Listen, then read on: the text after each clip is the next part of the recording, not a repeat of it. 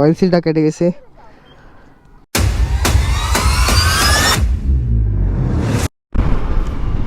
আসসালামু আলাইকুম এভরিওয়ান, কেমন আছেন সবাই? তো আশা করি সবাই ভালো আছেন।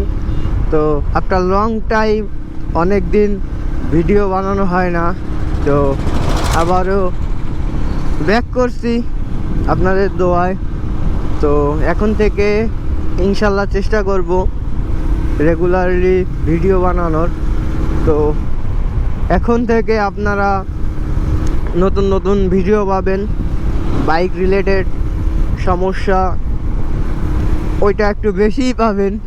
তারপরে ব্লগিং টুকটাক তো আছেই, তো সেটা প্রসেসিং চলতেছে। তো ইনশাল্লাহ খুব তাড়াতাড়ি আবার আসি। তো আজকে বের হয়েছি, ওয়েদারের অবস্থা খুবই খারাপ, যে কোনো সময় বৃষ্টি হইতে পারে। তো এখন যাচ্ছি মুনিগঞ্জ ব্রিজের দিকে। তো ওইখানে কিছু লোক ওয়েট করতেছে, তো তাদের সাথে গিয়ে দেখা করি মুনিগঞ্জ ব্রিজে। তো চলে আসছি মুনিগঞ্জ ব্রিজে।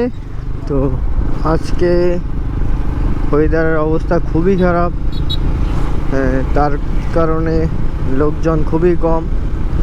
তো একজন আসতেছে, তো তার জন্য একটু ওয়েট করতে হবে। তো সামনে গিয়ে দাঁড়াবো,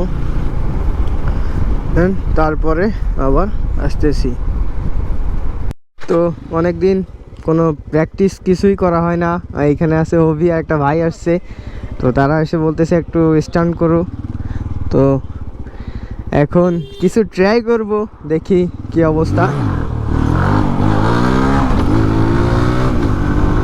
তো হয় না, স্টপই ওঠেই না।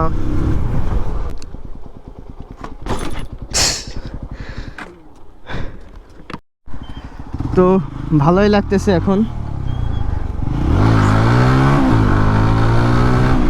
তো এখন দিচ্ছে একটা রোল।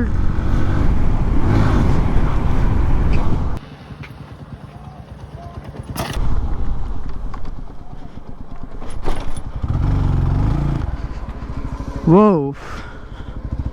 সেই আফটার লং টাইম, অনেক দিন পর।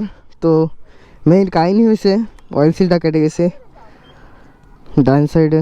তো তার জন্য এই যে ব্রেকে সমস্যা হচ্ছে। তো এইটা কি কারণে কাটছে, তো এইটার ভিডিও দিব ইনশাল্লাহ। তো এখন আর সবাই আসুক, দেন তারপর আবারও আসতেছি।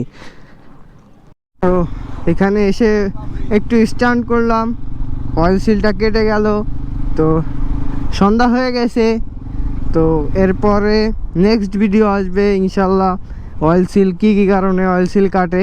ভিডিও দেখার জন্য একটু ওয়েট করতে হবে। তো আজকের মতন ভিডিও এ পর্যন্তই। সবাই ভালো থাকবেন, সুস্থ থাকবেন, দেখা হবে নেক্সট ভিডিওতে।